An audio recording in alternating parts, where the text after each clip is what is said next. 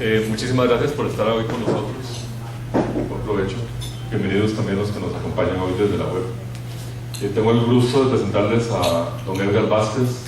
Edgar, muy conocido por todos los que tuvieron relación con Oracle durante más de una década, ¿verdad? 15 años. 15 años, sí.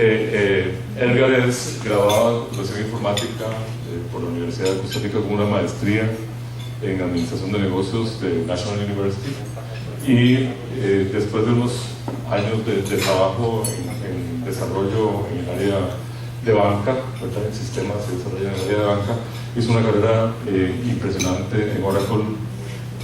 Me tocó conocerlo en 1993, cuando yo venía bastante perdido de hacer mis posgrados, y Edgar estaba forjando alianzas con desarrolladores de software, creo que principalmente en Centroamérica, ¿verdad? Y luego estuvo esa responsabilidad en Latinoamérica. Yo pienso que la industria de software de Costa Rica debería estar muy agradecida con él, porque en esos primeros años de estas empresas alrededor de las alianzas de Oracle, creo que vos les ayudaste mucho, y no sé si te lo han reconocido, pero en este momento yo te doy las gracias. Y bueno, con el paso del tiempo, Edgar también desarrolló una carrera de profesor universitario. Diría, enseña en la Universidad de Costa Rica, en la ULACIT y en la Universidad de Zacotec, y en los últimos años ha estado muy involucrado en el área de consultoría estratégica, consultoría en proyectos, dirección de proyectos y evangelización respecto de la profesionalización en la administración de proyectos. Ha sido presidente, ¿verdad?, del capítulo, vicepresidente del Project Management Institute, y hoy día hace consultoría y enseñanza en temas de proyectos. Hoy viene a compartirnos una historia real, ¿verdad? No sé si puede revelar nombres, pero tal vez podemos reconocer a la gente que está en la foto, ¿verdad?, sin decir los nombres.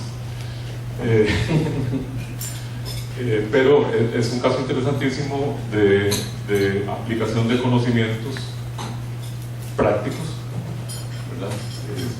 Teóricos y prácticos, ¿verdad?, para resolver un problema y enderezar el camino, de manera que al final lo que pintaba mal como una historia fuera una historia de buena conclusión, ¿verdad? Entonces es lo que nos va a contar hoy Edgar. Vos nos dirás cuándo querés las preguntas. Perfecto. Bueno, muchas gracias, Ignacio. Efectivamente, bueno, gracias por la oportunidad de conversar hoy. Más o menos vamos a hablar por espacio de una hora y media máximo. Y efectivamente, como Ignacio dijo, vamos a hablar de un caso real. Un proyecto que originalmente iba a ser de $18 millones, terminó siendo un proyecto de $25 millones. Un proyecto que estuvo a 15 días de ser cancelado y con drásticas consecuencias. Al final se entregó bien. Para aquellos que me conocen, efectivamente trabajé en Oracle. Yo originalmente trabajé desarrollando canales de implementación de solución Oracle por toda América Latina. Eso implicaba que tenía que conseguir empresas que usaran tecnología Oracle y que implementaran proyectos. Entonces teníamos proyectos desde México hasta Argentina, Chile, Brasil, y la verdad, creo que en el 99.9% de las veces los proyectos salían o mal o casi mal, ¿verdad? Y realmente era doloroso ver las empresas, nuestros aliados perdiendo dinero, Oracle perdiendo oportunidades de negocios por todo lado. En aquel momento no se hablaba mucho del tema del PMI y las buenas prácticas en administración de proyectos, y todos implementábamos proyectos de la forma que habíamos aprendido en la universidad. Cuando por un tema personal resuelvo salir de Oracle, digo yo, bueno, ¿a qué me voy a dedicar? Y digo yo, me parece que el tema de los proyectos es crucial, porque la gran mayoría de los proyectos salen mal, incluso en Oracle. No hay nada de Oracle aquí, ¿verdad? Entonces en Oracle viví la experiencia de un proyecto que originalmente iba a costar $1,5 millones y nos costó $5,5 millones. Y en Oracle también teníamos severos problemas con proyectos. Entonces, hoy precisamente en la noche voy a dar una conferencia sobre el cambio en el paradigma de administración de proyectos. Y y precisamente voy a hablar de estas cosas. Hoy voy a hablar específicamente de un proyecto que, como dije hace un rato, es un caso real y sucedió en los últimos 9 meses. Entonces vamos a empezar. A ver.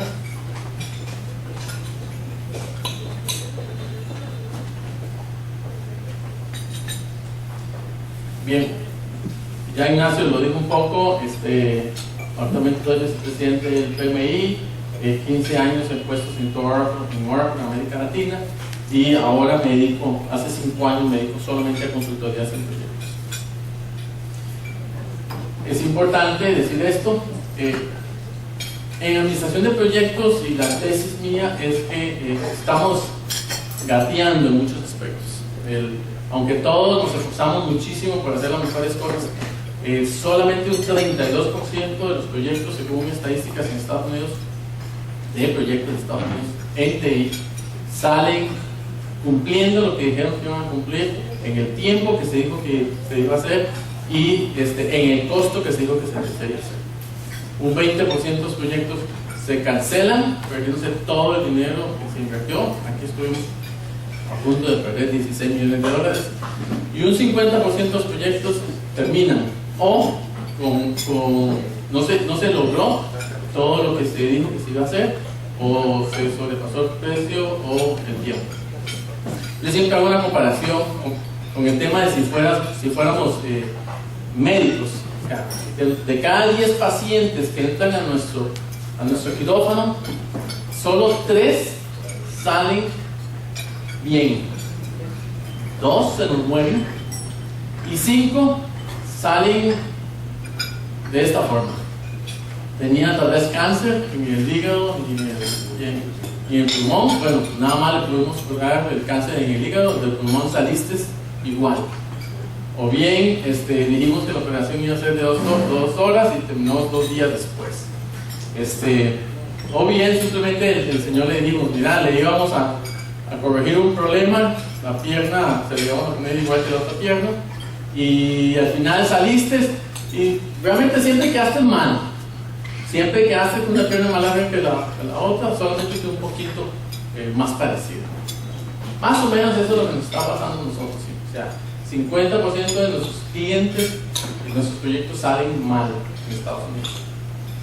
Y esto en realidad no es para que digamos, bueno, entonces nuestros proyectos se justifica que nuestros proyectos salgan mal. Precisamente eso es parte del problema, ya es endémico. Ya el tema aquí es que nosotros decimos, este proyecto es para 2 años y termina en 3 años, sí, es que así son los proyectos. Dijimos que era $1 millón, $1,5 millones, dijimos que así son los proyectos. Entonces, no estamos haciendo, nos están saliendo las cosas mal y no estamos pudiendo corregirlas.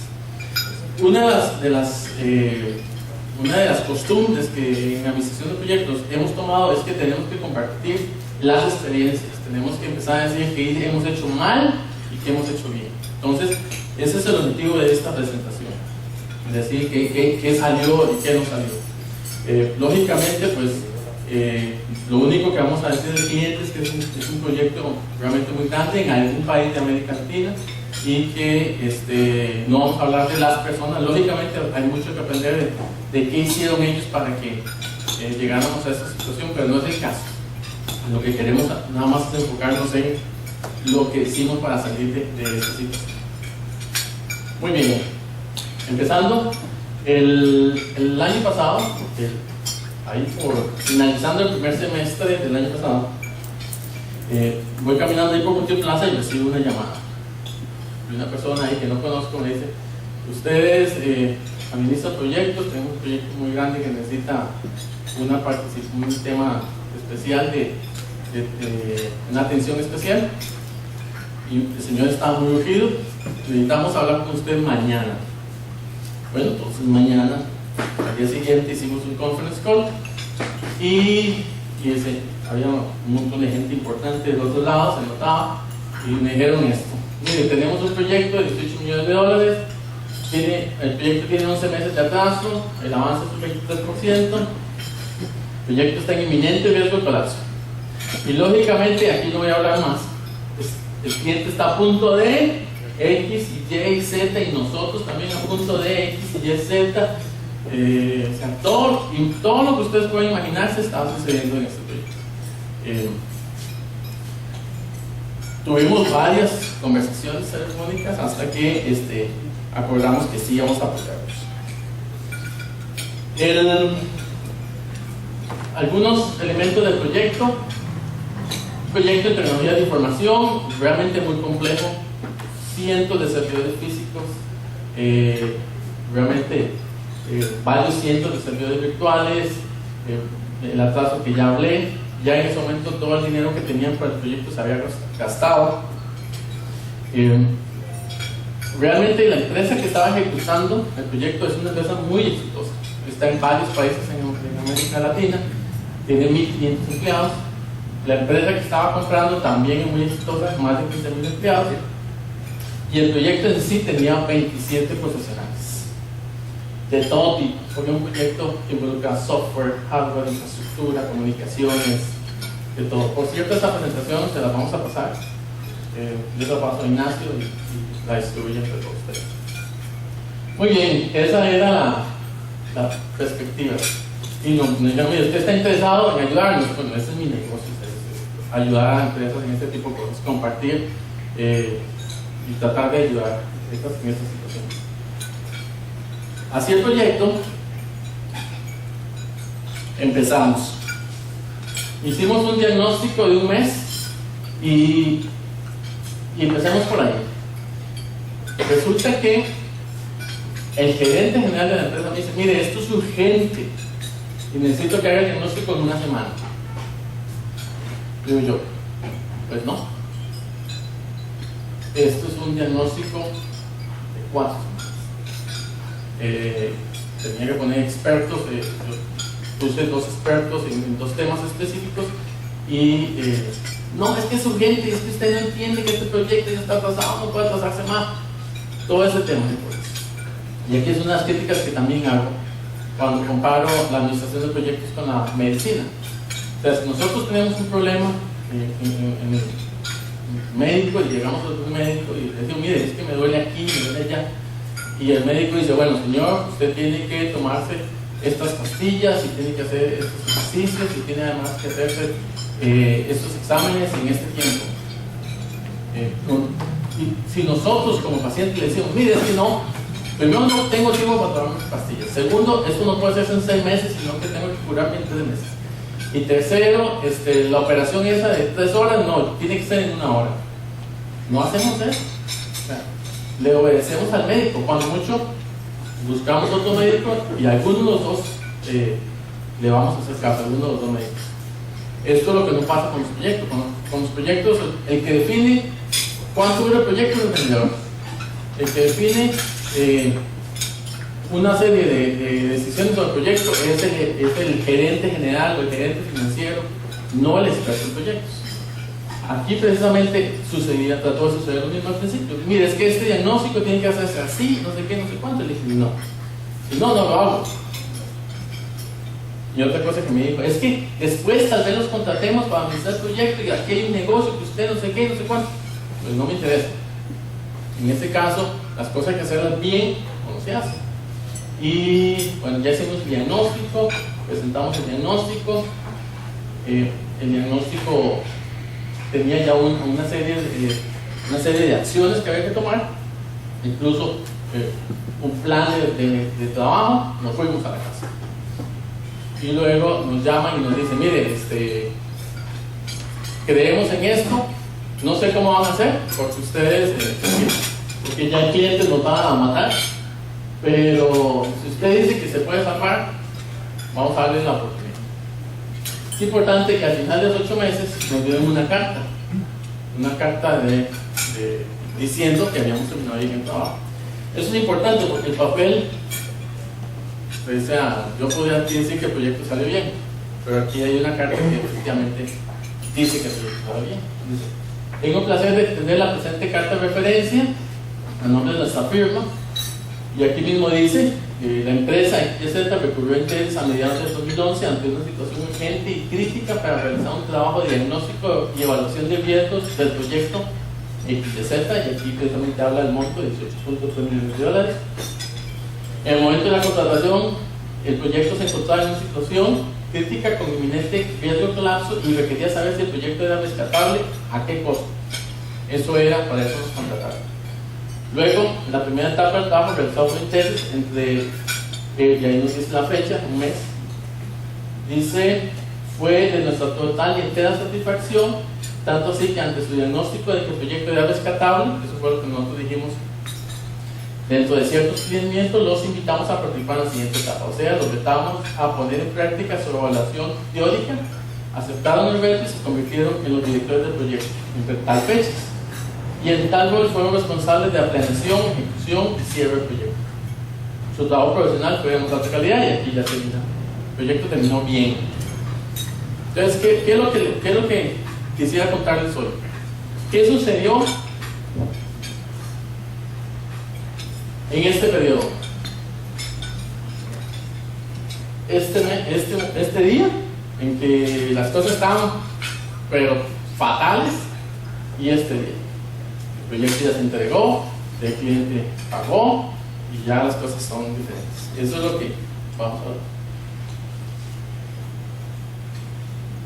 Okay. Antes de empezar la siguiente parte, que es donde vamos a hablar de las lecciones aprendidas, tal vez un par de preguntas ahora como para tal vez aclarar cualquier tema que no haya quedado bien específico. Adelante. No entendí, decías que el proyecto tenía un atraso de 11 meses. Sí. Y luego terminó bien. Sí. O sea, ¿qué pasó con el atraso de los 11 meses? Muy bien, excelente. En realidad, si quisiéramos contarlo entre el 32% de los proyectos exitosos, debió haber terminado en el momento que dijo que debió haber terminado. No fue así. Entonces, cuando me refiero a que terminó bien es porque este proyecto era uno de los dos proyectos más importantes del cliente y urgía terminarlo.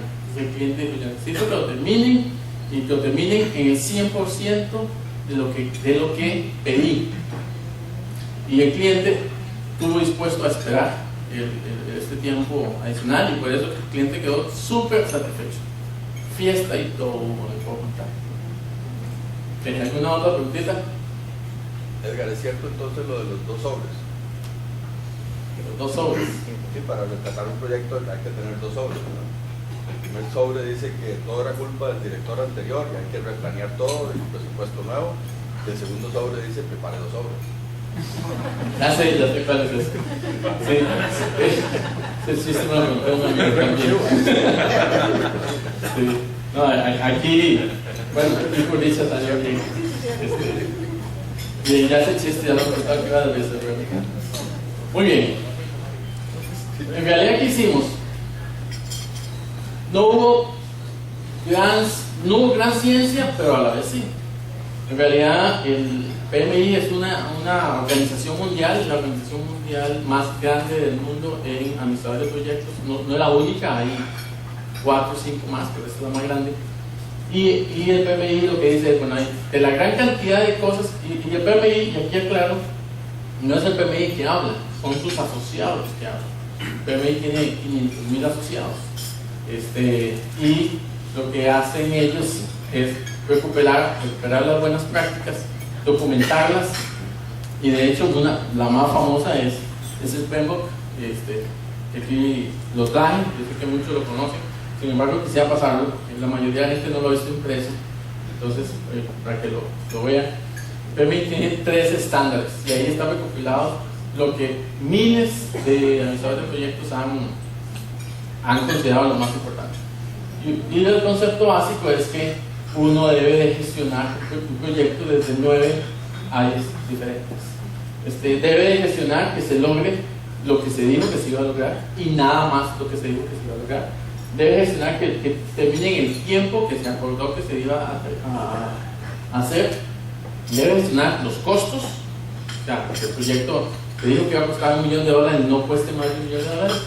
La calidad, que el proyecto realmente, la funcionalidad y todos los requerimientos se hayan cumplido de acuerdo al nivel que el cliente había solicitado. Recursos humanos, eso es todo un tema. Como yo administro un equipo de gente muy variado, con que vienen de diferentes departamentos, de diferentes empresas que no se conocen o se odian incluso. ¿Cómo administro esto? Comunicaciones, cómo yo comunico a la gran cantidad de stakeholders, de partes interesadas. De hecho, un project manager debería dedicar entre 80 y 90% de su tiempo aquí. 80, 90% de su tiempo acá. Entonces, ¿quién hace todo el resto? ¿Ok? Entonces aquí ya hay un reto. Riesgos, uno habla de riesgos y todo el mundo se le para el pelo. Pero Jensen dice que administrar proyectos es administrar sus riesgos. Entonces, ver cuánto tengo que presupuestar en estas cosas y cómo debo gestionarlos, y la contratación. Muchas veces el proyecto se ve como: voy a contratar a Oracle para hacer tal asunto, ese proyecto tal. Pero eso simplemente es una sola de las áreas. Un proyecto impacta a toda la empresa, impacta, tiene consecuencias a mediano y largo plazo, así que hay que ver todo esto de una forma integral. Muy bien, entonces lo que hicimos fue aplicar las mejores prácticas. Y si podemos decir qué fue lo que salvó el proyecto: 51 buenas prácticas. De hecho, por LinkedIn he ido tirándolas poco a poco. Fue como por 9, no he tenido más tiempo de seguir tirándolas.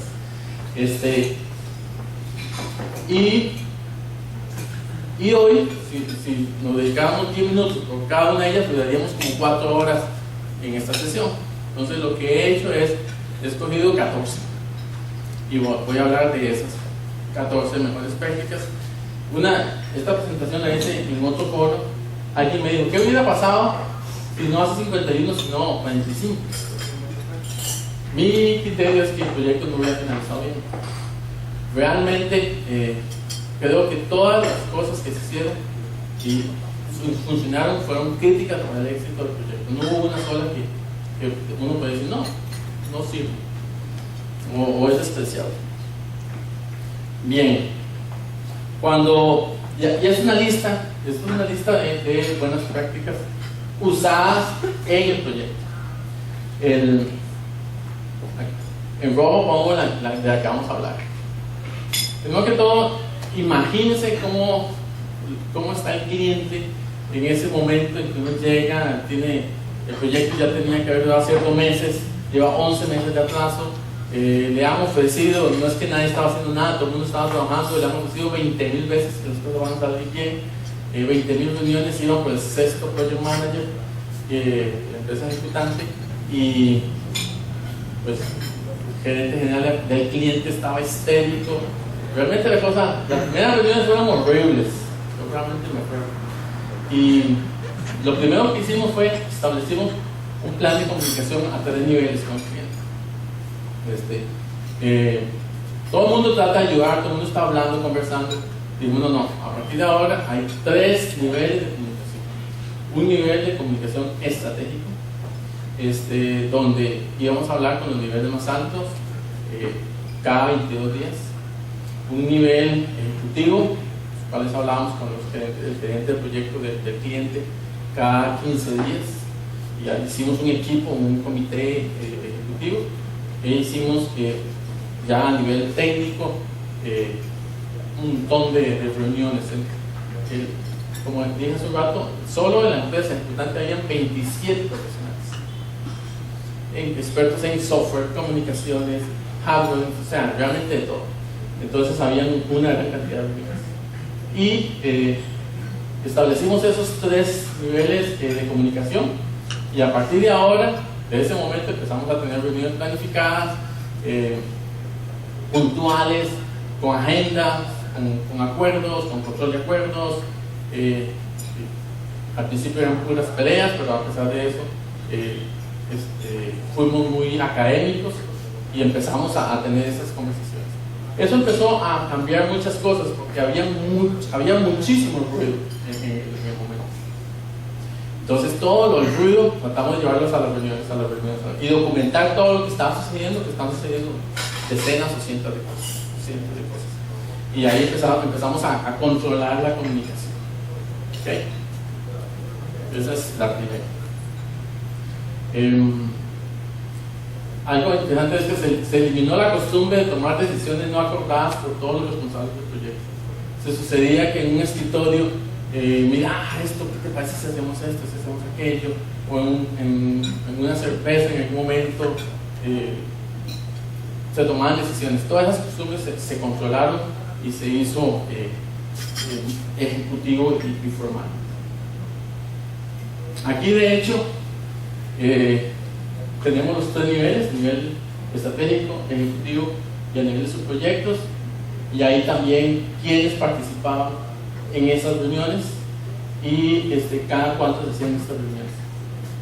Es importante, aquí están los accionistas, y los accionistas toman un papel importante en otro tipo de reuniones, porque lógicamente la empresa que estaba ejecutando tenía un altísimo riesgo a nivel de accionistas, porque era una pérdida impresionante. Así que hubo que incluir a los accionistas dentro de todos estos temas. Yo tuve que reunirme con los accionistas, de hecho, una primera vez. Toda la historia, pues. Entonces ahí está claramente quiénes participaban en las reuniones, cada cuánto nos reuníamos, cómo íbamos sacando las decisiones. Muy bien. Partes interesadas. Antes era cliente, partes interesadas, ahora ejecutivos de la empresa que estaba realizando el proyecto. Una de las razones por las cuales fracasan los proyectos importantes es que no hay involucramiento de los ejecutivos de las compañías en los proyectos, sino hasta que los proyectos empiezan a andar mal. Entonces ahí sí todo el mundo aparece y todo el mundo quiere ayudar y es un desorden. Aquí obligamos, y realmente ellos participaron de una forma muy proactiva, que el gerente general y el subgerente estuvieran en las reuniones del comité director. Durante 8 meses el gerente general estuvo en nuestras reuniones. Solamente llegó tarde algunas veces, o creo que un par de veces no pudo llegar. Imagínense una compañía de 1.500 empleados donde el gerente general está en una reunión semanal durante 8 meses. Eso fue un tema realmente importante. No fue fácil convencerlo, porque lógicamente como gerente general que es, él le gustaba tomar decisiones en cualquier momento. Y me pasó. Estábamos en un medio proyecto y cuando en eso alguien decía, no, es que ahora hay que hacer tal cosa. ¿Quién dijo eso? El gerente. Fui a la oficina del gerente general y dije, esto no se puede arreglar así. Ya, tenemos un plan y toda la historia de cómo debe solucionarse esto. Y usted lógicamente es el gerente general de la compañía. Pero por favor no tome decisiones así, porque eso no ayuda. Hay reuniones donde estas cosas se discuten, se hablan, y si usted quiere que eso sea lo que se haga, pues ahí nos lo va a decir. Tiene que haber un grupo de personas que protegen, que no tienen toda la información para poder tomar este tipo de decisiones. Usted necesita ese input. Bueno, así logramos que el gerente general y el subgerente estuvieran en todas las reuniones, y fue crítico. Primero, para saber lo que estaba pasando en la compañía. Tenían muchos proyectos simultáneamente y lógicamente todos se impactaban entre ellos, así que eso nos daba mucha información. Y segundo, nos ayudaban a tomar decisiones. Nosotros tuvimos que tomar cientos de decisiones muy complicadas y nos ayudaban a tomar las decisiones. Y luego también tuvimos en un momento, necesitamos recursos urgentes, entonces nos ayudó a tener esos recursos de la mano. Bien, esta es la segunda de estas. Ahí están las demás. A nivel interno hicimos este tipo de equipos de trabajo. Y algo importante aquí con el tema de los equipos y las reuniones es que ustedes han oído hablar de la reunitis aguda, ¿verdad? Que muchas reuniones no producen nada. Ok, dentro de las cosas que les vamos a mandar, se va a mandar a Ignacio, es una lista de 250 libros que el PMI, cuando uno es socio del PMI, le da acceso a uno para poderlas leer en internet. Son 250 libros que hablan de todo: de administración de tiempo, administración de reuniones, agenda, manejo ejecutivo, de problemáticas, de issues, porque en realidad hay muchísimo que aprender. Estos 250 libros hablan, por ejemplo, del tema de reuniones, cómo hacer reuniones, y en eso aplicamos todas las técnicas que les puede ocurrir: llegar puntual, socar a todo el mundo, salir puntual, reuniones, compromisos, teníamos una persona solamente encargada de todas las decisiones que se tomaban, que realmente se ejecutaron. Hubo que empujar, realmente hubo que empujar mucho, porque lógicamente la compañía es una compañía que tiene no sé cuántos años de hacer proyectos y tiene su forma de hacer proyectos. En este caso tuvimos que decirle, señores, vamos a usar nuestra forma de hacer proyectos, y eso fue una de las cosas. Implementamos todos esos tipos de trabajo internamente. Aquí participaba. Yo tenía mi grupo de PMs de nuestra empresa, se reunían semanalmente, y también teníamos grupos de PMs de la empresa para revisar todo el proyecto que estaba sucediendo simultáneamente. No he dicho algo, y más adelante lo voy a decir, de las cosas más, bueno, todo es importante acá. Cuando llegamos había un proyecto de $18 millones, 27 personas a cargo, 74 proveedores, y el hombre estaba como loco. Eso, de acuerdo a las mejores prácticas, uno debe de dividir los proyectos grandes en proyectos más pequeños. Entonces yo lo dividí en 8 subproyectos. Por ejemplo, el tema, uno de los subproyectos era capacitación. Había, solo en capacitación tenía que darse $1.2 millones en capacitación al cliente. Y la persona encargada de capacitación simplemente le hacía los cursos al PM. Y el PM tenía que andar detrás de él para que hiciera los cursos y toda la historia común. Eso lo cambiamos radicalmente. Yo me senté con este señor y con los otros 7 y le dije, señor, usted, a partir de ahora, ustedes saben muy bien este tema del desayuno de huevos con jamón, ¿verdad? Él era un participante tipo gallina, ponía sus huevitos y el desayuno se ejecutaba, y si el desayuno salía bien o mal, la gallinita seguía adelante. Digo, a partir de ahora eso cambia. Usted ahora es tipo cerdito. Usted ahora pone el jamón en el desayuno. Si ese desayuno no sale bien, usted dio su vida por ese desayuno. Y eso fue lo que hicimos en este caso. Cada una de estas 8 personas que estaban por ahí ayudando al PM, dijimos, no, ahora usted es el PM del proyecto de capacitación. Y a partir de ahora usted es responsable por presupuesto, tiempos, entrega, calidad, comunicaciones. Hubo que darles un curso intensivo de administración de proyectos a toda la gente, probablemente ellos no manejaban los conceptos. Y entonces empezamos a funcionar de esta forma. Y ya el PM, que estaba antes en 20.000 cosas, se pudo concentrar en cosas más estratégicas. Así que estos son los subproyectos que aquí hablo, 8 subproyectos. Así que ya empezamos a trabajar en una forma simultánea en 8 frentes. Muy bien, pasemos a este tema.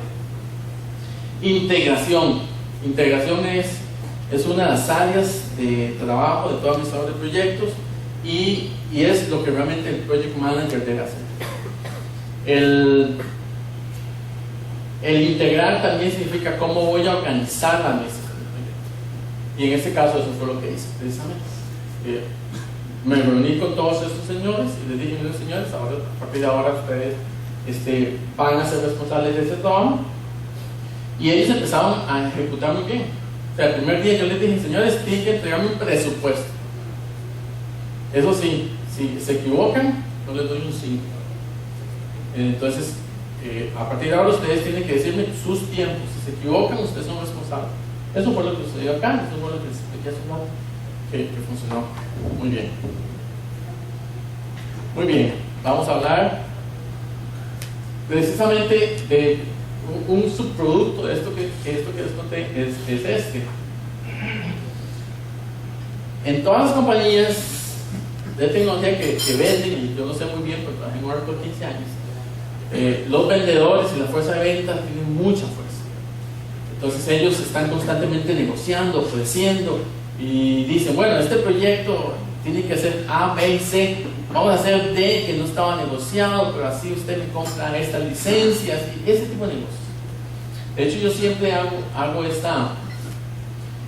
digo esto, ¿en qué se parece un vendedor a un administrador de proyectos?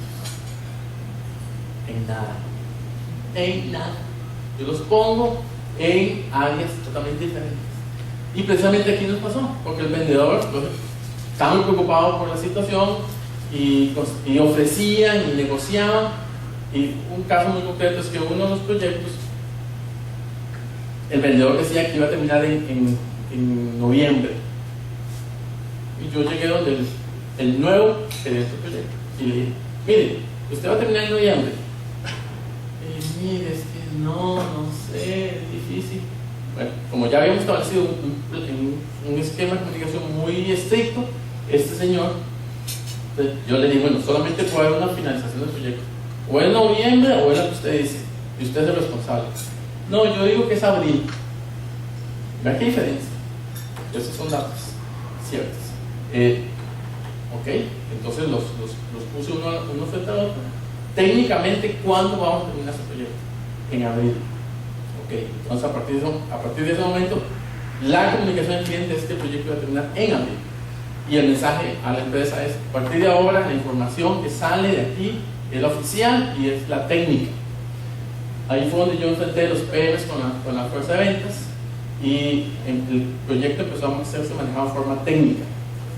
Lo que decían los planes, lo que decían los acuerdos, lo que decían las resoluciones del proyecto y no las conveniencias comerciales.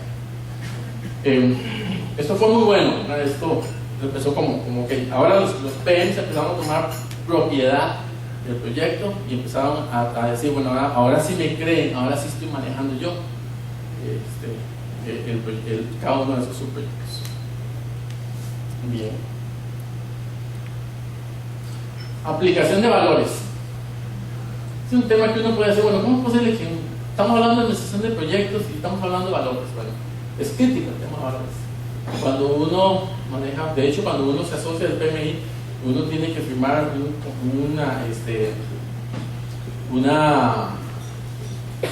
se llama? Es como una acuerdo de ética, y es muy estricto. Entonces, desde el principio dijimos, vamos a hablar con la verdad, porque en todos los temas la gente no es que quiere mentir, pero bueno, dicen medias verdades y estas cosas. No, ¿cuál es la realidad de esta situación? Sucedió esto y se quemó el bendito aparato. ¿Qué vamos a hacer? Vamos a hacer esto y esto y esto. Cuando empezamos a hablar con una verdad estricta, cuando empezamos a documentar todo lo que se decía, cuando asumíamos las consecuencias, hubo muchísimas situaciones muy complicadas, pero el cliente empezó a ver que nosotros hablábamos con la verdad y apechugábamos, como decimos aquí en Costa Rica, las consecuencias. El cliente empezó a tener credibilidad. Es interesante porque el cliente, cuando nosotros entramos, el cliente quería que acabáramos en un mes, pero cuando el cliente empezó a ver que manejábamos las cosas de forma diferente, el cliente estuvo dispuesto de hecho, desde el principio sabíamos que íbamos a durar 8 meses y le dijimos, bueno, vamos a durar 8 meses. Después de un par de meses de que ellos vieron que la forma que estábamos administrando era totalmente diferente, ellos nos dieron los 8 meses para terminar. Tema de puntualidad, importante. El tema de cumplir la más mínima cosa. Mira que te voy a mandar un reporte, que te voy a mandar la gente, los técnicos, todo se cumplía a cabalidad. Alcance y tiempo. Voy a hablar de alcance. Alcance, ¿qué sucede? Que normalmente empezamos los proyectos y no está 100% definido el alcance, lo cual es sumamente riesgoso. ¿Qué se pide? Que sea esté realmente definido. Cuando llegamos, no solamente estaba el alcance negociado o comprado, sino un montón de cosas más adicionales. Nuevamente, parte del proyecto ya la gente había ofrecido cosas adicionales. Mira, no te voy a entregar eso en 6 meses, pero mira, esta otra cosa sí te la voy a hacer. El cliente ya había dicho, mira, es que ya yo no quiero eso, yo me equivoqué, yo ya no quiero comprar eso, quiero comprar esto otro. Había un montón de negociaciones ahí, nada por escrito, y lógicamente eso hacía mucho más complicado el proyecto. Y un proyecto cuando ya entra en problemas, eso es, cada día es menos probable recuperarlo, porque cada día se enreda más y se enreda más y se enreda más. Bueno, precisamente no tienen ni idea de la cantidad de empleos que habían acá. Pero ¿cuál es la práctica aquí? Usted hace lo que se contrató. Y empezamos a negociar. Muy difícil porque el mismo cliente ya no quería muchas cosas que el proyecto iba a entregar. Pero como teníamos contacto directo con la alta administración e incluso con el gerente general, en 2 ocasiones llegó a las reuniones, la del cliente, dijo: bueno, señores, ya hemos perdido tantos millones de dólares, nosotros vamos a entregar este proyecto bien, pero por favor, ayúdenos, vamos a entregar lo que negociamos, no más, porque ya por abajo habían habido negociaciones y el gerente general del cliente dijo: está bien, si ustedes me entregan lo que yo compré, se da, solo eso es un milagro, así que quitemos todas esas cosas. Empezamos a recortar un montón de temas adicionales. Todo eso era más riesgo, más alcance, más dinero. El proyecto había entrado en una espiral difícil de controlar. Pero bueno, empezamos a controlarlo y empezamos a tener buenos acuerdos con el cliente y al final se entregó lo que había contratado.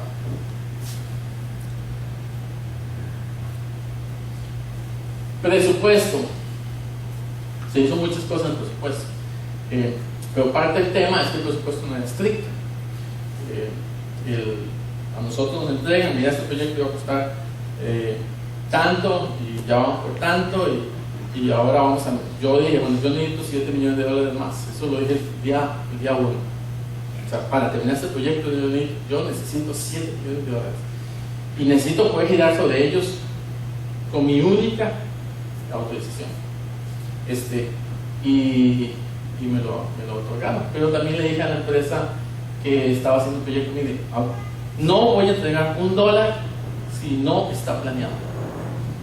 Imagínense la situación que se me presentó. De hecho, les cuento que el PM del proyecto renunció a los 15 días de haber empezado nosotros. Y creo que 22 días, creo que precisamente porque nosotros empezamos a cambiar toda la forma de trabajar.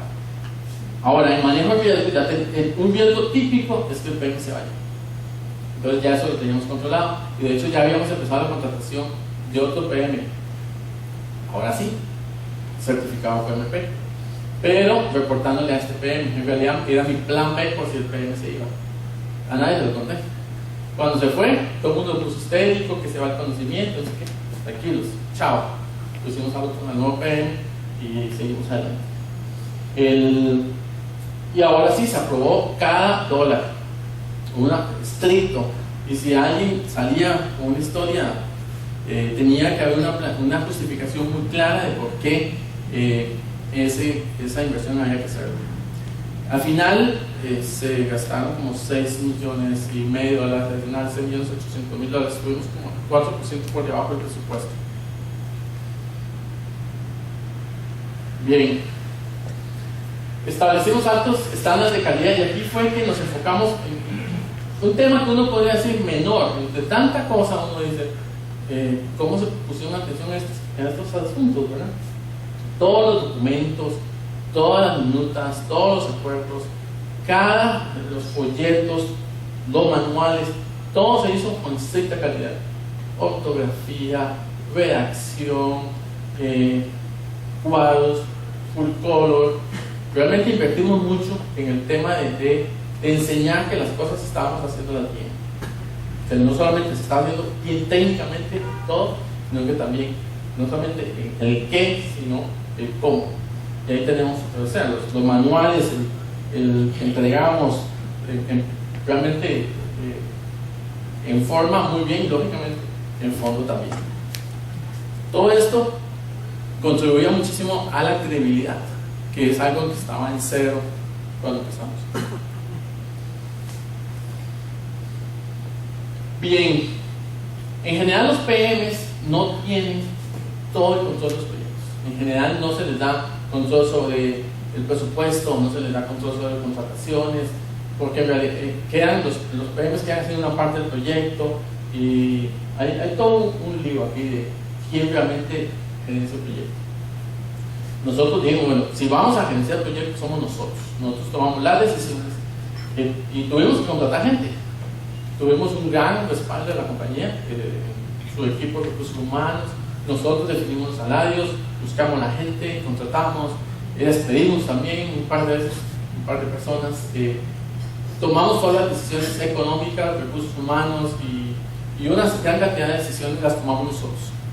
Siempre en total comunicación y acuerdo con la empresa ejecutante y con el cliente, pero nosotros con toda la autoridad, que es parte de las buenas prácticas. Bien, actividad de integración de equipo.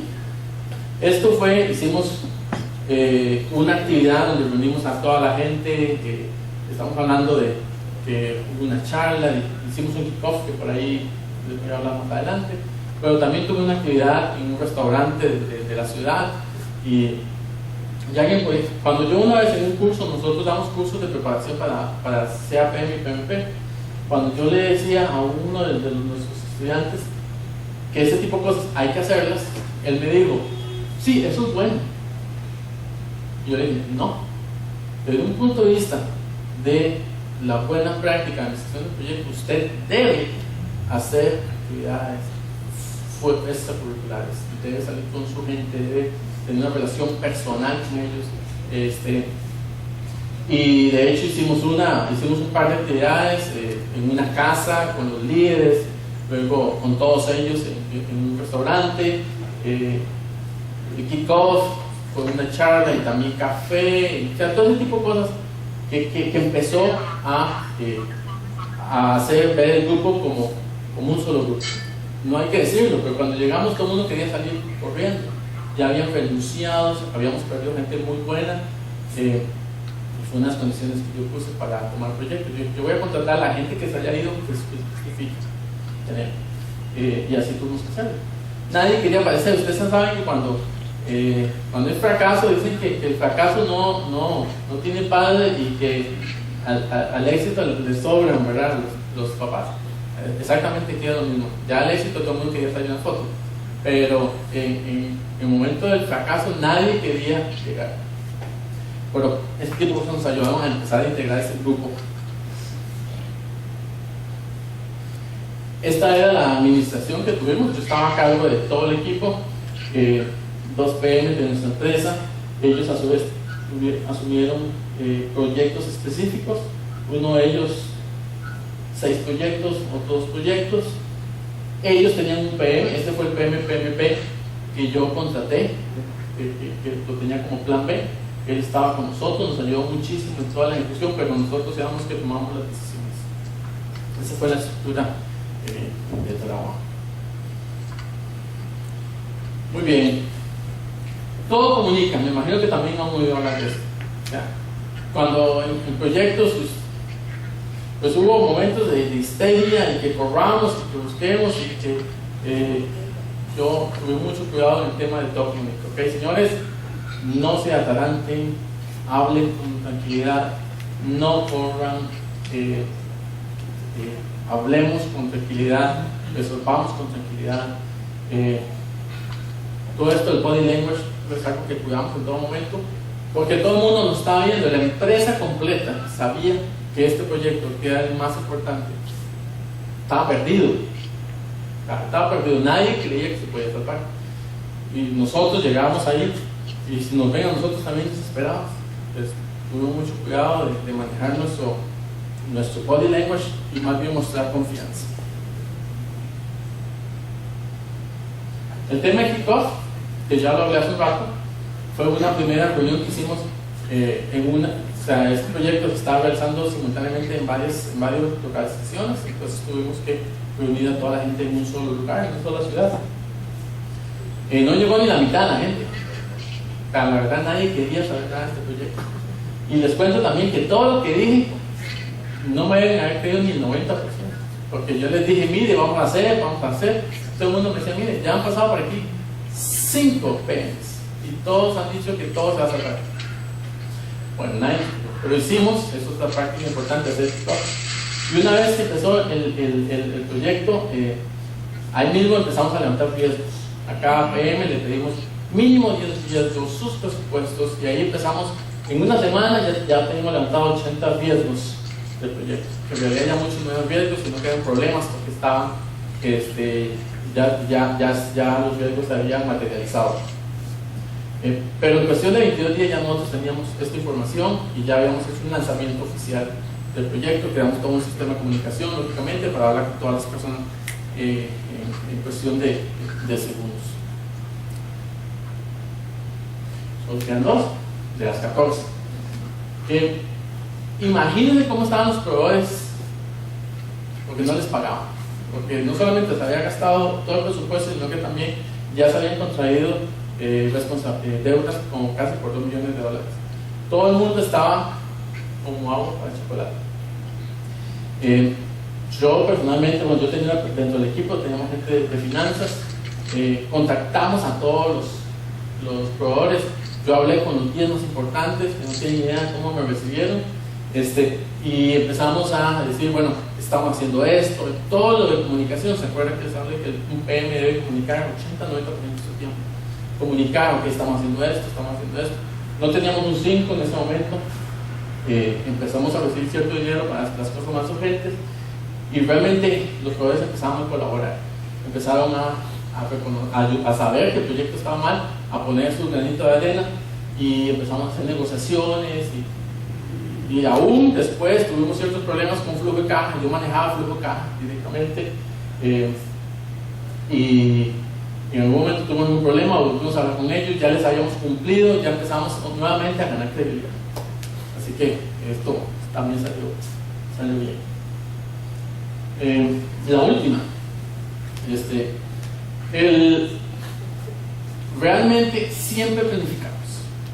Se dice, no, estamos en una emergencia, esto está terrible, hay que correr, no hay tiempo para hacer documentos. Hoy voy a hablar un poco de eso en la charla de la noche que voy a tener precisamente el tema de planificación. Ya sería algo que esperemos que no planificamos. No nos tomamos el tiempo y nadie nos da el tiempo. Nosotros planificamos en todo momento, antes lo mejor que se pudo. En realidad, del 100% que había que planificar, reconozco que habíamos planificado el 20 o 25%, porque había que ejecutar. Se usaron, por ahí van a encontrar otras lecciones aprendidas. Se usaron el tema, manejamos muy bien los hitos en el proyecto. Entonces definimos hitos mensuales, íbamos cumpliendo, y realmente íbamos planificando para ir logrando este tipo de hitos y este tipo de entregables a través de todo el proyecto. ¿Okay? La planificación fue vital. En resumen, porque la idea es pues, compartirles con esto y mandarle la presentación. Si tienen alguna otra pregunta, por supuesto que pueden hacernosla ahora o después. En resumen, lo que hicimos fue, aplicamos esto. No hubo ningún superhombre aquí, en realidad. En este libro que por ahí anda, o andaba. ¡Ajá! A ver, enséñame la tarjeta de crédito y te lo veo. Por lo menos 6 copias ya ¿Verdad le sacaron. que sí? Se apuesta el celular. Yo he mencionado que más o menos hay unos 1000 conceptos importantes en administración de proyectos que están en este libro. PMI tiene 2 certificaciones, CAPM y PMP. CAPM lo que dice es que tú sabes esos 1000 conceptos. El PMP es que lo sabes, pero ya a un nivel de dirección, a un nivel de líder, de gerente. Entonces lo que hicimos realmente fue, en una forma constante, ver qué era lo más urgente que teníamos que hacer y aplicarse en práctica. Y fue evolucionando el proyecto. Al final lo entregamos y, como les dije hace un rato, el cliente quedó contento, ya hubo pagos y ya las cosas ya ahora son diferentes. Nos pagamos nosotros también, porque parte de lo que estaba en duda al principio es que ni siquiera tenía dinero como nos iban a pagar. Al final nos pagaron y todo terminó muy bien. Muy bien, ahora sí, pasemos a preguntas y respuestas. ¿Cómo se financió el proyecto? O sea, si llevaban un 23% de avance y 11 meses de atraso, ¿quién estaba pagando la plata? ¿Era contra avances? Entiendo, hay un cliente, hay una empresa que es el contratista principal y hay un montón de subcontratistas. Ahora, el contratista principal, o la empresa ejecutante, ¿cómo estaba financiando? Bueno, la empresa final es un proyecto muy grande, entonces la empresa ejecutante había conseguido un préstamo. Ok. Y entonces le dieron el dinero en su cuenta corriente y empezaron el proyecto. Ok. Así ya llegaron al 23% de avance y ya habían gastado. Y el cliente entonces pagaba hasta que estuviera la caja negra lista. Era turnkey, era hasta que usted me entrega el producto, pago. Antes no. Así que el cliente no había pagado, creo que solamente $1 millón, dio mucha millón. Ok. Así que el tema del presupuesto era correr. Oiga, no había ningún problema con la tecnología todo funcionaba bien. Efectivamente. Es que sí más fácil, ¿no? Efectivamente. Ese es un tema muy importante. De las razones, y esto habla totalmente en contra de lo que yo hacía hace unos años, las razones más importantes para que un proyecto fracase es el uso de nueva tecnología. Esa está así de identificar. Uno de mis criterios más sencillos, en el momento de decidir si me mentía o no mentía, es que la tecnología todavía probada. Esto ya ha funcionado en todo el mundo. Fue incapacidad de administración de proyectos, no de tecnología. No era, aunque era un reto, era un tema tecnológico muy complejo, ya lo había hecho en todos lados. Bueno, en todos lados pues había hecho. Sí, señor. Muy interesante la experiencia, pero quisiera pedirte un poquito más de números. Había un contrato de $18 millones. Hay un cliente que le pagó, tenía un contrato, le iba a pagar $18 millones a un proveedor para entregarle un montón de chuches funcionando. Vos pediste $7 millones más por sobre esos 18. En realidad, voy a aclarar ahí el tema. El cliente estaba comprando un proyecto de $18 millones. Sin embargo, el costo era $15 millones. O sea, el capital de trabajo era $15 millones de funcionamiento. Yo pedí sobre esos $15 millones, $7 millones adicionales. Entonces, el costo del contrato para el proveedor fue de 22 millones. Exactamente. ¿Cuánto le pagó el cliente al proveedor al final? ¿Los 22 o los 18? No, 18. O sea, el contrato era a precio fijo. Sí, y el proveedor tuvo que asumir toda una importante. Pero el proveedor entregó al final, tarde, a un costo mayor. O sea, el CPI y el SPI fueron fatales. Los requerimientos funcionaban, la cosa funcionaba porque la tecnología estaba aprobada. Exacto. Pero desde el punto de vista de vos como director de proyectos, ¿dirías que el proyecto fue exitoso dado que se entregó tarde a un costo muchísimo más alto? Definitivamente no. Fue rescatado, pero no es un proyecto. Fue rescatado. De hecho, ya se llama ¿cómo rescatamos un proyecto? O sea, aquí estuvo mal. O sea, solamente el 30% de los proyectos terminan bien y así deberían terminar todos. ¿Fuera perder 4 millones o perder 18 millones? Exactamente. Pierdes 7 o pierdes tanto. Pierdes 7 o pierdes 15. Entiendo que el cliente final tenía la potestad de decir: mira, no, ya usted me incumplió, ya yo no quiero nada con usted, más bien devuélvame el millón que ya le pagué, ¿cierto? En eso estaban en ese momento cuando yo llegué. Cuando ustedes llegaron, ustedes hicieron un nuevo planteamiento y ese nuevo planteamiento fue presentado al cliente, supongo. Sí. El cliente lo aceptó. A regañadientes, pero lo aceptó. Sí, exacto, ¿verdad? Sí. Entonces, al final de cuentas, el proyecto, ya hay una nueva fotografía del proyecto, ¿cierto? Hay una nueva línea base con la que nos vamos a comparar, hay un nuevo presupuesto, bueno, para el cliente no, pero hay un nuevo tiempo de entrega y por lo tanto, al menos en el caso del tiempo, pareciera que sí se entregó dentro de lo que al final de cuentas se firmó, o estoy equivocado. Estás bastante cerca, pero no fue tanto así. O sea, si el día que nosotros tomamos el proyecto, un proyecto en esa situación está colapsado, está realmente choqueado, ¿verdad? Entonces, si nosotros llegamos y decíamos: mire, usted tiene tantos meses de atraso y vamos a durar 8 meses más, unos tipos ahí que llegan de un momento a otro, hubieran dicho que no. Entonces, no fue así como se le presentó al cliente. Al cliente se le dijo: señores, nosotros somos especialistas en proyectos, vamos a tomar ese proyecto, déjenos revisar y déjenos tomar control del proyecto. No le dijimos vamos a salir dentro de 8 millones de dólares, dentro de 8 meses. Empezamos a administrar el proyecto y empezamos a tomar acuerdos y un poco el tema de credibilidad que he dicho hace un rato. Así que al cabo de 2 meses, ahora sí ya sabíamos que íbamos a irnos a 8 meses. Entonces en ese momento sí se le dijo al cliente, señores, todavía nos faltan 6 meses más. Pero ahí el cliente sí creyó y sí aceptó que eso es el tema importante y diferente. No fue que se hizo un replanteamiento porque no lo quería, se le habían hecho 20.000 replanteamientos antes. Así que fue así como se hizo. O sea, donde ellos vieron el cambio de dirección, el uso de técnicas, herramientas, el uso de todo muy muy diferente, de ellos aceptaron. Solo ocupaste el primer sobre. Solo ocupé el primer sobre, nada más. Y tenías el 8 listo. La verdad no. Bien. Ok. Y nada más una duda existencial. Entiendo que en épocas de crisis como esta que vivieron esa organización, bueno, esa empresa, probablemente todos sacamos fuerzas de flaqueza, ¿verdad? Cuando ya estamos convencidos de que las cosas pueden caminar mejor, y entonces de ahí todo el mundo terminó empujando el proyecto, ¿verdad? Y ayudando a sacarlo adelante. Pero en el momento en que ya el proyecto lo terminan, hacen la fiesta, ¿verdad?, de cierre, y ustedes se regresan a Costa Rica, la empresa aquella que ajustó sus procesos de gestión de proyectos, o siguen, o los van a llamar ahorita probablemente dentro de poco. Muy buena pregunta.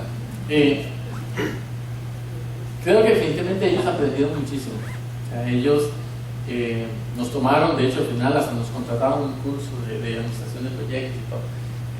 Creo que sí aprendieron muchísimo, pero sí diría que no estamos usando ni el 20% de lo que nosotros usamos para rescatar proyectos. Es muy difícil que la gente adquiera, una empresa adquiera tanta información en tan poco tiempo. Sí. Debieron, pero no. Están ahora con tema una PMO y que nos quieren contratar, pero no creo que sea. Bien. Tal vez un par de asuntos. En el contexto del proyecto, hablar de un proceso de capacitación, sensibilización de la gente. ¿Qué cobertura tenían que dar? ¿Cuántas personas eran? ¿Y cuál fue la estrategia para hacerlo? Porque tenían tiempos ajustados para hacerlo y sin eso no tenían un lenguaje común para hacer todo lo que tenían que hacer con los PM, entonces no tenía sentido. Eso es uno. No sé. Bueno, la capacitación no era capacitación en proyectos, era capacitación en la administración de la infraestructura que se le estaba otorgando al cliente. Entonces, porque era una infraestructura única en el país, entonces había muchísima capacitación, pero era para ese proceso. Okay. Y lo otro sería el proceso de planificación. Parece ser que es muy dinámico, ¿verdad? Y tenemos poco tiempo, pero estamos invirtiendo para que se hagan las cosas, aunque nadie quiera hacerlas, ¿verdad? Sacar el tiempo para hacerlo, se está haciendo un esfuerzo en eso. El PMI es bastante estructurado en cuanto a la planificación, y si vamos a decir que un 25% es lo que usamos para la planificación y aún así rescatamos, ¿cuál es la forma en la que lo están haciendo? Muy buena pregunta. Esto no es una metodología. O sea, aquí no es una metodología, aquí no dicen haga A, B, C, D, F, G. Incluso ni siquiera cuando se habla de planificación dice debe hacer todas estas cosas. Esto es simplemente algo así como una caja de herramientas y así lo ve el PMI. Usted coge lo que le sirve y lo que no le sirve. O sea, si yo me hubiera puesto a hacer el 100% de esto o el 80%, se me muere el paciente. Entonces yo lo que hice fue coger lo más rápido, lo más efectivo. Una de las cosas que hice fue que bajé todo el trabajo operativo a mis 2 PMs y esos a su vez lo bajaron a sus 8 PMs. Entonces yo tenía, mi trabajo era esencialmente manejar presupuesto, manejar la junta directiva, los stakeholders, los inversionistas que estaban a punto de también hacer una serie de cosas aquí y pensar. Eso es muy importante. Entonces yo iba, me acuerdo que yo estaba el cliente cuando iba, o sea, no hacía, realmente yo le dediqué 20% de mi tiempo a eso, porque estaba haciendo otras cosas. Entonces yo iba al cliente y yo, excepto las reuniones estratégicas que tenía que hacer, lo demás era pensar. y pensar y ver situaciones entonces precisamente fue muy dinámico el proceso, fue muy dinámico, pero hubo tiempo para pensar.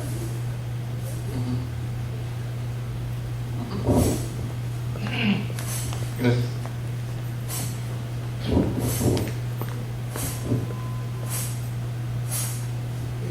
En la presentación usted hace toda una reseña de un presente de 8 meses prácticamente, pero hay un pasado y hay un futuro también y muchos costos de oportunidad, porque en ese presente es donde se están invirtiendo, en el pasado se invirtió también, pero en el presente se está tratando de rescatar todo lo que se invirtió en ese pasado, hasta un feliz término donde tenemos una plataforma, o tuvieron una plataforma ya exitosamente corriendo.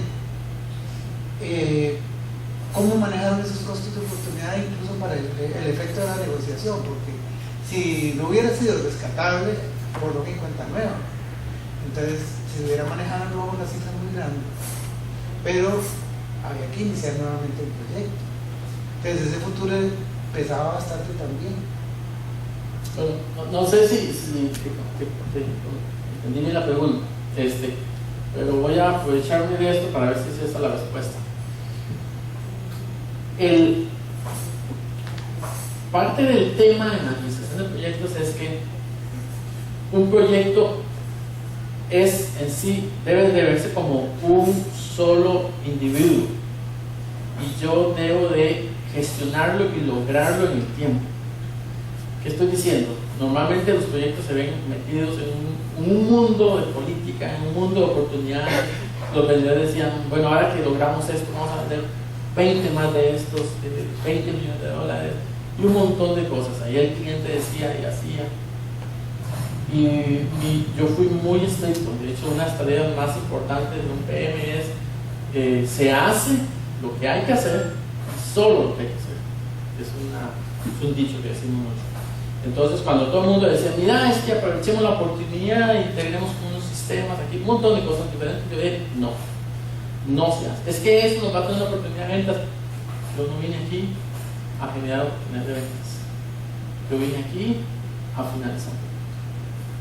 Y en eso fui muy seco, casi tipo emperador.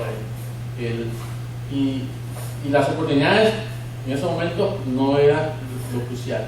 Porque aquí, si este proyecto se perdía, no solamente la empresa ejecutante iba a perder mucho, sino el cliente iba a perder mucho.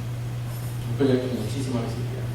Así que había que tomar acciones tipo dictador. Y un montón de cosas, oportunidades, bueno, todo eso está afuera. O sea, y en eso fue muy estrictos. No sé si contesté tu pregunta. No. ¿Al costo de oportunidad? Sí, es relacionado con los costos de oportunidad. Sí. Por ejemplo, si llevan 11 meses de atraso y hubo 8 meses adicionales, 19 meses después de la fecha prometida originalmente, es que el producto del proyecto puede comenzar a operar. Entonces el costo de oportunidad, que si eso hubiera estado listo 19 meses antes, el cliente, ¿cuánto hubiera podido hacer, verdad? Sí. Definitivamente hubo una pérdida importante de esa perspectiva, que perdió mucho ahí. Sí, pero por un tomar churuco. Ahora, ¿en qué se usaron esos casi 7 millones de dólares adicionales al presupuesto original? El pago de la empresa que rescató el proyecto. De todo. Había que hacer inversiones había muchas cosas todavía por comprar, personal que pagar, salarios, operativos. Cuestiones operativas, pero también hubo subestimaciones posiblemente. De hecho,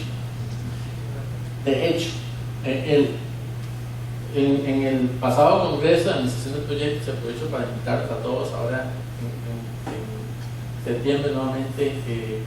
Nosotros, uno de los principales problemas de los proyectos es que los proyectos, el tiempo y los costos normalmente lo definen los vendedores y no son project managers los vendedores.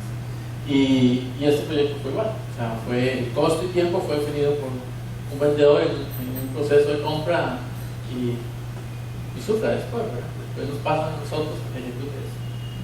Así que sí estuvo mal dimensionado. De que en realidad sí hubo desperdicio en algunos aspectos, pero mal dimensionamiento de los costos.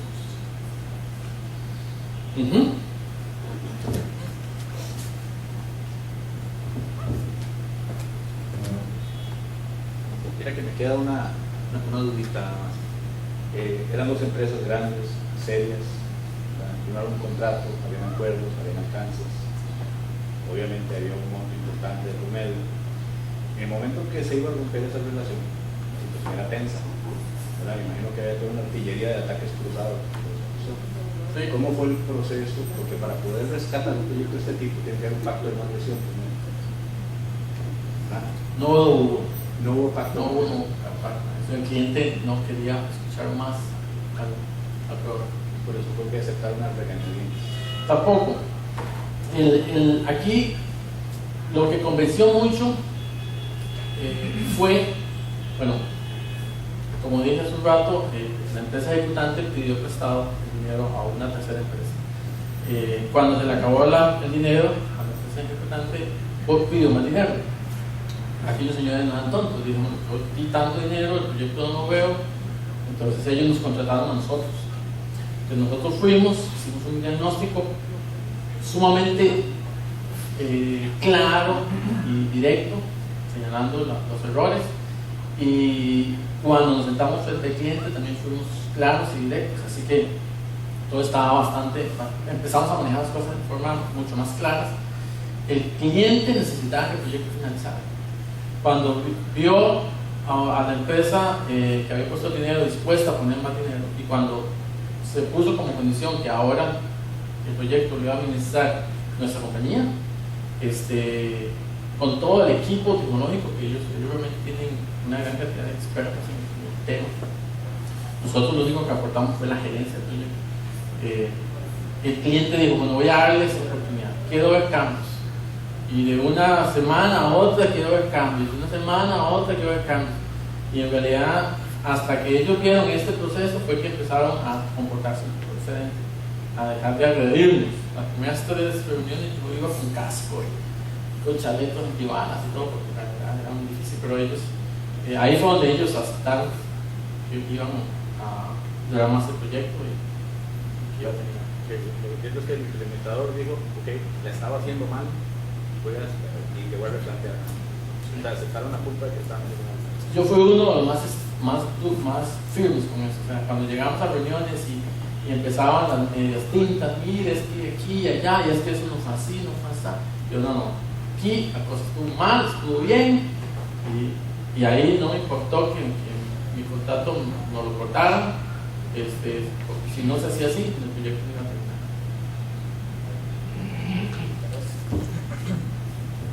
Bueno, tal vez de todo lo que nos ha contado, ¿cuál cree usted que fue la principal causa del fracaso del proyecto inicial, digamos? Es decir, ¿fue el dimensionamiento de REA, que no fue el dimensionamiento, falta de administración, o algo más conciso? ¿En qué resumiría usted que fue la causa de los primeros 8 meses del fracaso de la transformación? En realidad yo no quisiera hablar de eso. De hecho, así fue como empezó la charla. O sea, realmente enfoquémonos en cómo salimos de asunto. Ok, ¿cuál fue? Vámonos al otro lado. ¿Cuál, si tuviera que mencionar una, cuál que no dentro de la administración del proyecto, por no decir eso, porque es muy grande, cuál fue el cambio radical dentro de todo el proceso? La misma pregunta que me hicieron en la otra vez de este charla, y la respuesta que di en ese momento es la misma que voy a dar ahora. Yo creo que no hubiéramos hecho 2 o 3 cosas de esas 51 y el proyecto no sale. Entonces fue administración, fue un cambio en la administración profesional de proyectos. Y la última, este proyecto ya está funcionando ahorita en ese momento. ¿Sí? Ya está. ¿Por qué duró tanto en declararse la crisis? Porque si se hubiera declarado mucho antes, probablemente no vale la pena salvarlo. O sea, tenían tanto que perder que había que hacer el esfuerzo. Estaban más allá de la mitad del río. estaba beyond return, ¿verdad? O sea, me parece que fue, o sea, al que deberían haber asesinado es el que duró tanto en declarar la crisis, ¿no? Y la crisis tenía 11 meses. Sí. Efectivamente. Yo creo que sí lo asesinaron. Es más, los asesinaron. Está bien. Los cremaron. Sí. Podemos decir que la crisis no duró hasta que se acabó la plata. Exactamente. La crisis. Y después se quedaron sin plata un montón de meses y tratando de salir la adelante. plata, Exactamente.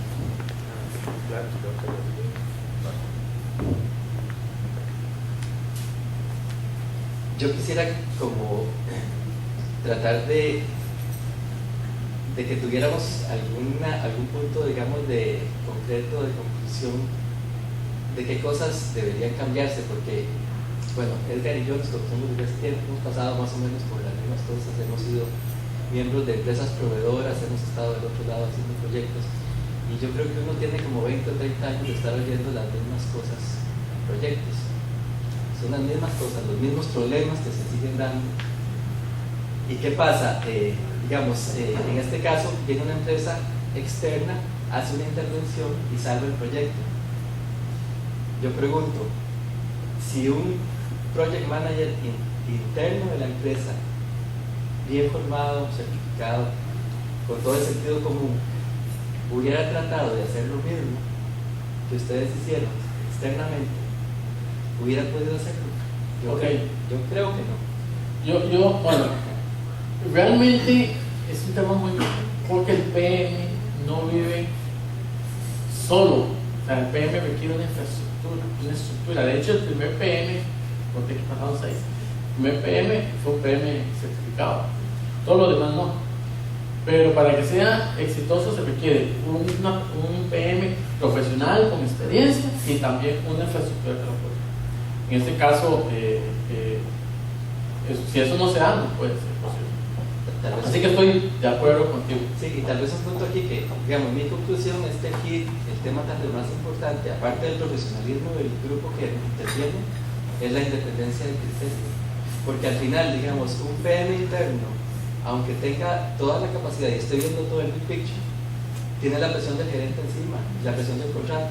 Y al final, si se para en seco, como hiciste vos, ¿qué va a pasar? Lo despiden, ¿verdad? Sí. Yo, en una mesa redonda que yo participé, yo dije, o sea, es hora en que los PMs empecemos a vernos como profesionales y que, así como un médico, si nosotros llegamos a un médico, le decimos al médico, mira, lo que usted dice que hay que hacer, no lo haga, sino que haga esto y esto y esto y esto. El médico dice, no, vaya jalando, como dicen, ¿verdad? Muévase y busque otro que haga lo que usted quiere que haga. El médico siempre va a hacer lo que tiene que hacer. Los PMs deberíamos decir, ok, esto es lo que hay que hacer. Y si alguien nos dice, no haga eso, haga esto otro, entonces debe irse o debe renunciar o lo que sea. Y yo dije, ya con esto la mitad de los PM van a quedarse sin trabajo, pero deberíamos empezar a profesionalizar nuestra carrera. Una última intervención. ¿Será entonces la conclusión que para lograr mayor éxito debería hacerse siempre el control del proyecto por un tercero? No, ni por la empresa que contrata ni por el proveedor, sino un tercero independiente que sea siempre el que haga el control del proyecto. Creo que es una práctica muy buena por el tema de independencia. O sea, yo puedo contarles que tuve unos 3 momentos en que estuve frente a frente con el gerente general. Y el gerente general, es más, en una reunión dijo algo que yo no estuve de acuerdo. Y algo muy importante. Entonces yo inmediatamente vine y llamé al Steering Committee. Y en la reunión de Steering Committee discutí el tema. Se tomó la decisión que yo dije que había que tomarse. Y le dijimos al gerente general, vamos por aquí.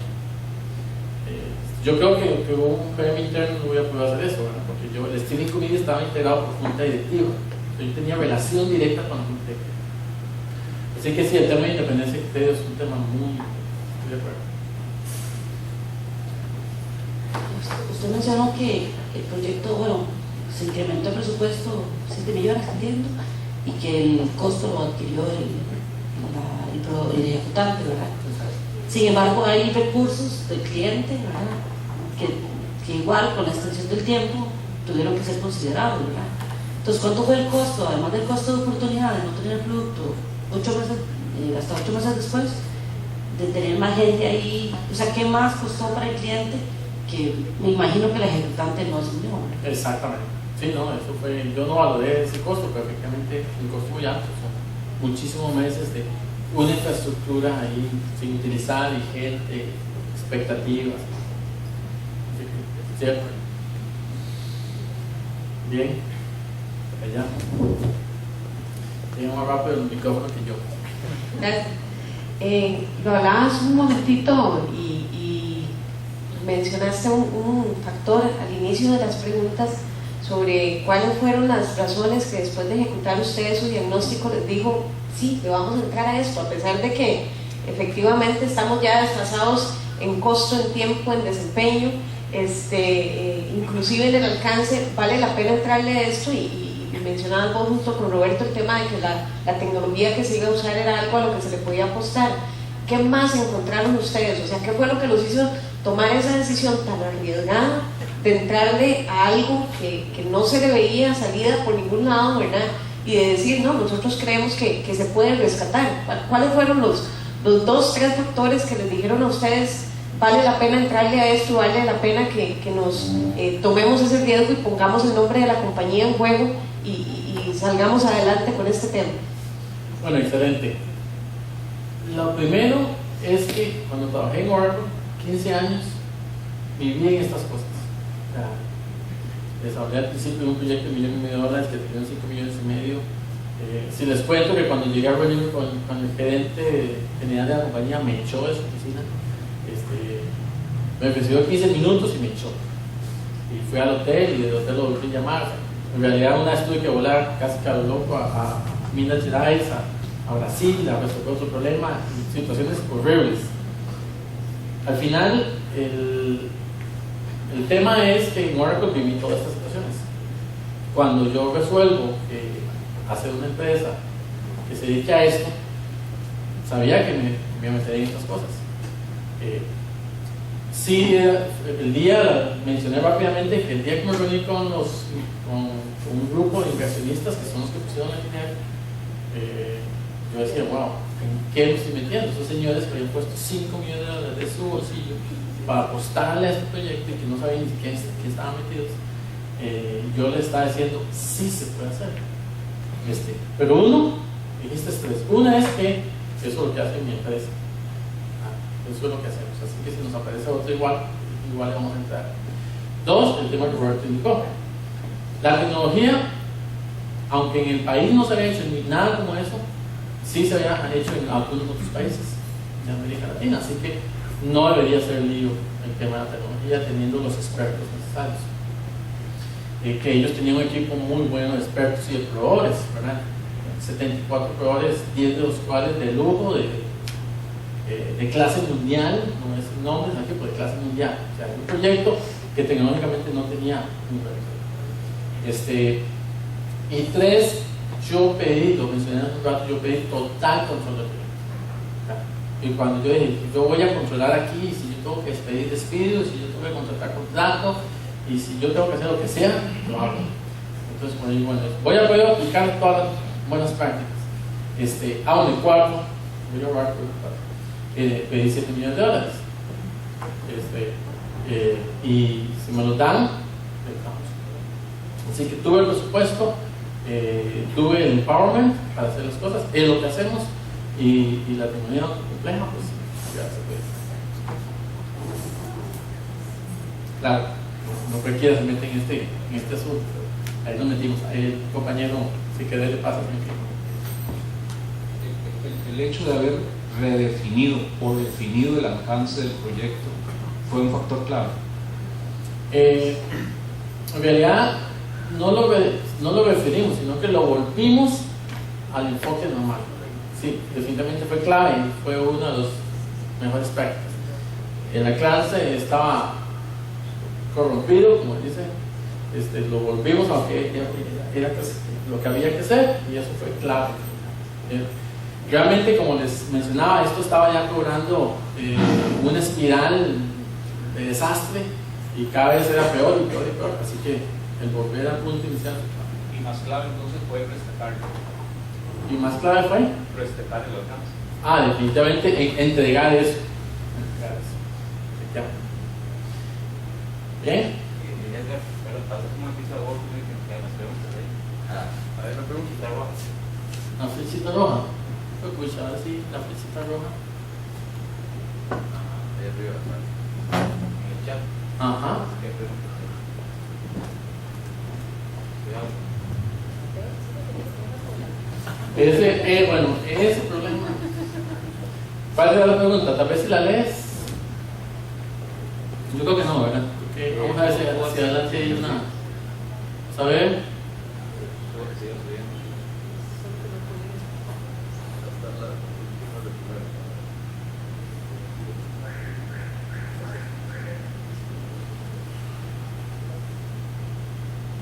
Ok, no, yo creo que no hay ninguna pregunta. Bueno, entonces, yo creo que estaríamos, ¿verdad? Muchísimas gracias. Ahí les paso la presentación Por favor. bueno, y algo que también les va a llegar es esta lista de libros que se entregan a todos los asociados de PMI por un año. O sea, y realmente es muy importante si queremos administrar proyectos. Aquí se habla de manejo de riesgos, manejo de tiempo, manejo de stakeholders.